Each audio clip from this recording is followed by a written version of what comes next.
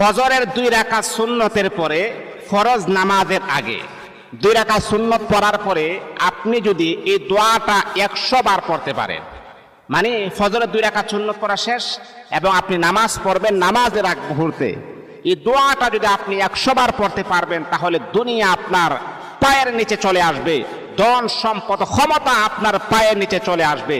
কারণ পৃথিবীতে মানুষ এমনও আছে, এমন আল্লাহ তাআলার বান্দা আছে, কোটি কোটি টাকা পয়সার মালিক, মানুষ তাকে দিতে চায় কিন্তু সে নিতে চায় না। ক্ষমতা, সবার ক্ষমতা কিন্তু চিরদিন থাকে না। একজন উলামায়ে কেরামের ক্ষমতা যেমন দুনিয়াতেও সে রাজা বাদশাহ, পরকালেও আমার আল্লাহ তাকে রাজা বাদশাহ বানায় দিবেন। ক্ষমতা আপনার পায়ের নিচে চলে আসবে দোয়াটা পড়তে পারলে। দোয়াটা বড় সুন্দর চমৎকার একটি দোয়া, সুবহানাল্লাহি ওয়া বিহামদিহি সুবহানাল্লাহিল আযীম আস্তাগফিরুল্লাহ।